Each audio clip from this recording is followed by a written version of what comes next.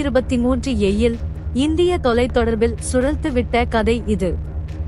இந்தியாவில் தொலைத்தொடர்பு சந்தையில் ஒரு தற்போதைய வில்லன் வோடஃபோன் ஐடியா அனைவருக்குமே தெரியும். ஆனால் இதன் பின்னணி என்ன?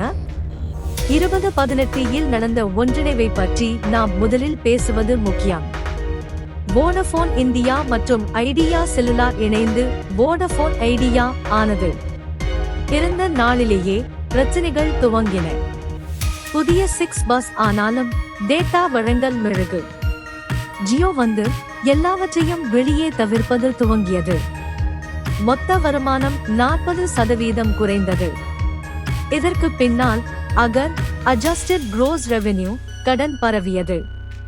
58,000 கோடி ரூபாய் கட்டுதல் தீர்மானித்தது. வோடஃபோன் ஐடியாவின் பங்கு 100 ரூபாய் ஆக்கும்போது இப்போது 8 ரூபாய்க்கு ஏறும். மக்களின் கனவுகள் முற்றிலும் பாதிக்கப்பட்டது. வாடிக்கையாளர்கள் விலகி 3ஆம் இடத்துக்கு கீழே வந்தனர். பங்குகள் துரிதமாக விழுந்தன. ஒரு நாளில் அரசு காப்பாற்ற வந்தது.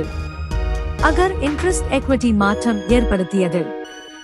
இந்திய அரசு இப்போது 33% பங்கு வைத்துள்ளது. இதன்பின் வாடிக்கையாளர் இழப்பை கட்டுப்படுத்தும் முயற்சிகள் ஆரம்பமானது. ARPU மெதுவாக உயரும். 4G மற்றும் 5G சேவையை விரிவாக்குகின்றனர்.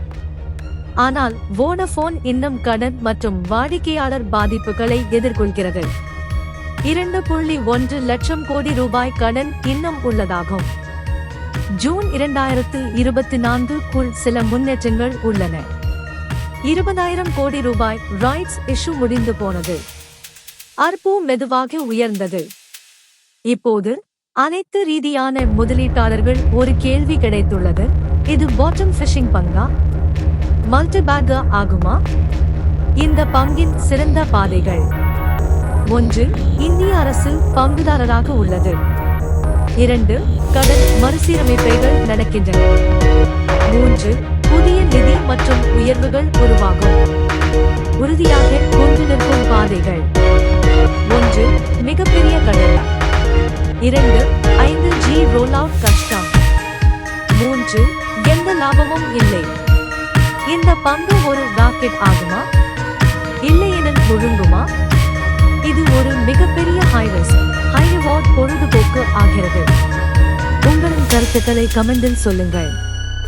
இந்த வகை விளக்கங்களை தொடர்வதற்காக எங்கள் சேனலை இணைக்கவும்.